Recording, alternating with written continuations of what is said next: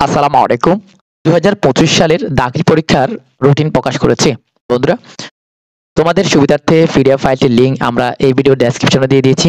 তোমরা ডাউনলোড করে বিস্তারিত দেখে নিবে। প্রথম পরীক্ষা হবে কোরআন মাজিদ ও আকাইদ।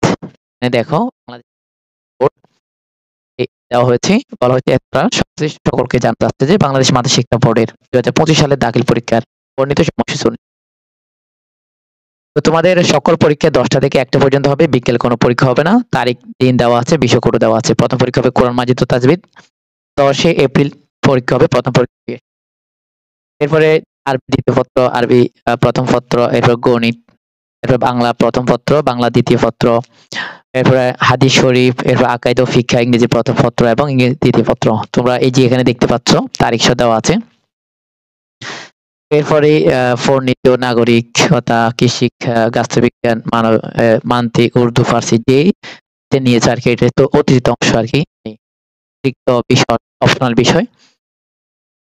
এরপরে হচ্ছে এই যে এখানে দেখো ইসলামের ইতিহাস হচ্ছে যারা আজ থেকে পড়েছ, পদার্থ বিজ্ঞান যারা সায়েন্স থেকে পড়েছ, এটা হচ্ছে ৪ তারিখ ৪/৫/২০২৫। এরপরে রসায়ন যারা বিজ্ঞান থেকে পড়েছ, তাজবিদ, নসর ও নজম যারা মুজাবিদ গ্রুপ থেকে পড়েছ, অথবা তাজবিদ যারা হিফজুল কোরআন থেকে পড়েছ।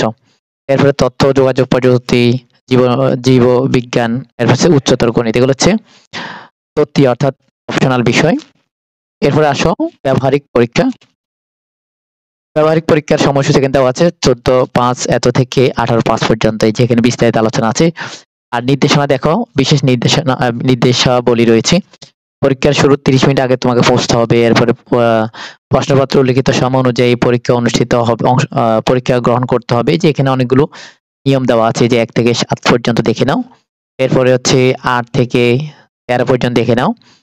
এখানে যেমন ৮ এ বলা হয়েছে প্রত্যেক পরীক্ষার কেবলমাত্র রেজিস্ট্রেশন কার্ড বর্ণিত বিষয় বা বিষয়সমূহের পরীক্ষায় অংশগ্রহণ করতে পারবে। কোনো অবস্থাতেই ভিন্ন বিষয়ে পরীক্ষায় অংশগ্রহণ করতে পারবে না। এই যে নিয়মগুলো এখানে আছে। তো বন্ধুরা, তোমাদের বন্ধুদের মাঝে শেয়ার করে দিবে। এটা হচ্ছে আমাদের ২০২৫ সালে যারা দাখিল দিবে তাদের শুভকামনা। আল্লাহ হাফেজ।